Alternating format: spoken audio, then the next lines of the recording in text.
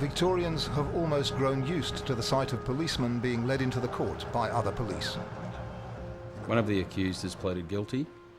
The other 5 are out on bail. I believe Simon has reason to believe that his safety will be in jeopardy. We're playing for high stakes here. You don't know whether you're going to turn a corner and get a handshake or a bullet, and I don't like that.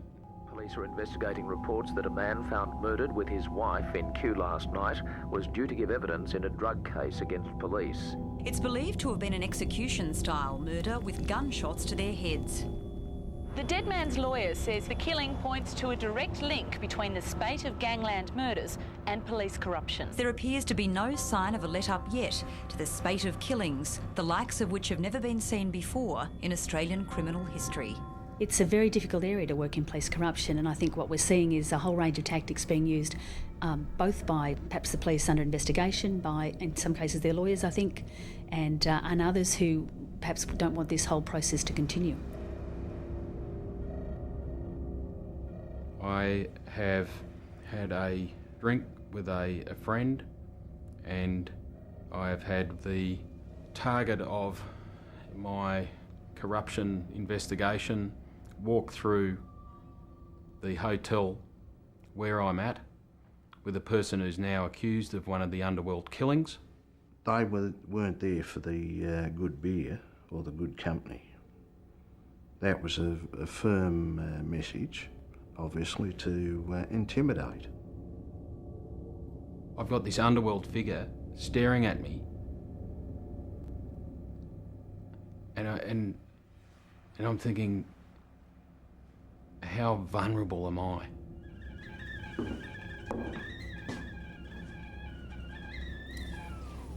I think it's devastated him. You have this air of invincibility. After a while, that veneer wears thin, and the fear and that becomes an ulcer inside you. Someone in the police, I believe, has risked my life and my family's lives for whatever reason by handing over my address to criminals.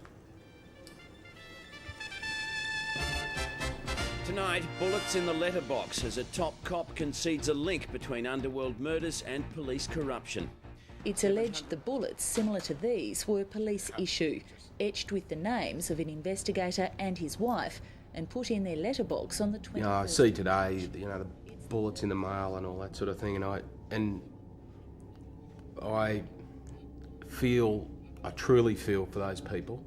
It's understood that one member of the Seizure Task Force has taken stress leave and another may do so. However, police say they do have measures in place to protect their staff. I think the calm exterior that Simon portrays was ruffled with the recent threats. All the things that would run through your mind about what's going to happen next. What do I have to be aware of? What can I possibly do to ensure my safety?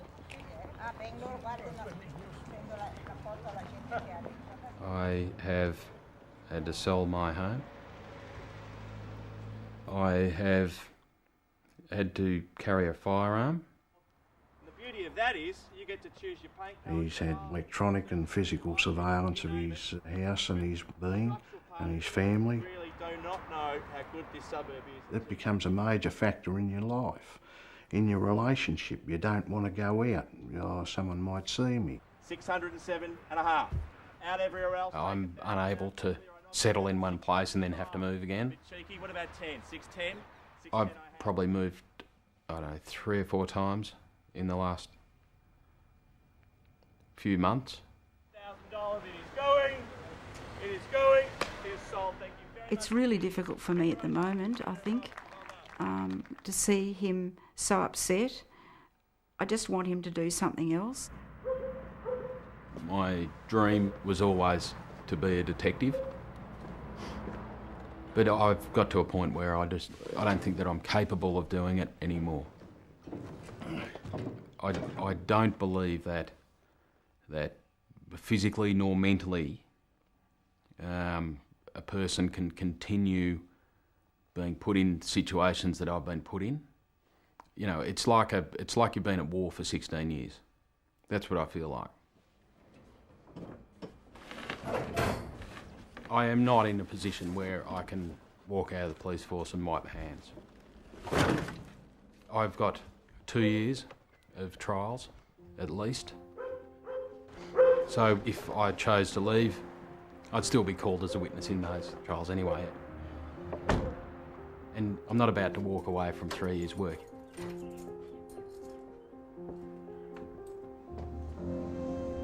Some get on the bus, some run alongside it, very few stand in front of it. Simon is a natural leader.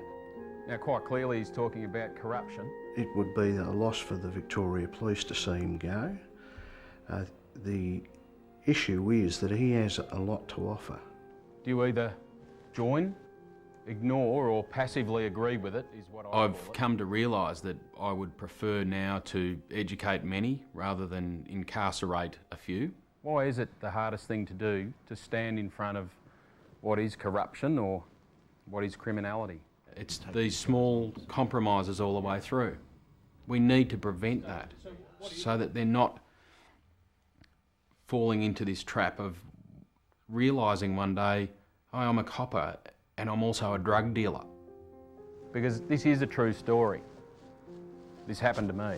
Simon's taking a huge gamble in telling his story.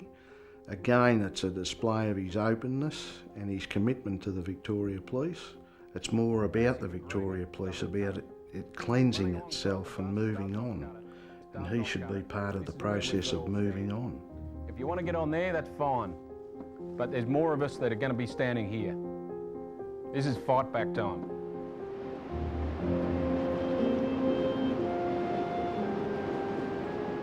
For myself, I have found someone who's just a wonderful person.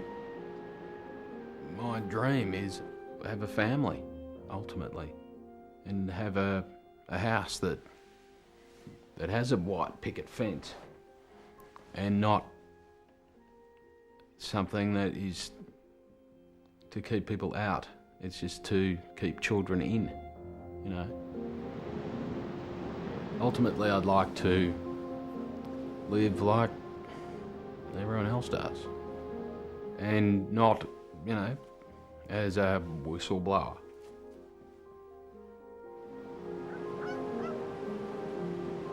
When people from my work have said to me, you know, don't let them win, don't let them win. Well, the win is over for me. I think ultimately the win is people viewing this and either deciding to change or staying on the right side of the rails and doing the right thing. That would be a win for me. Action on bent cops, new powers due and war on corruption. Things are on their way up, you know. I hope it's just inevitable now that there'll be some sort of corruption commission and it'll take the weight off people like me. You know, I've always thought that good will defeat evil, and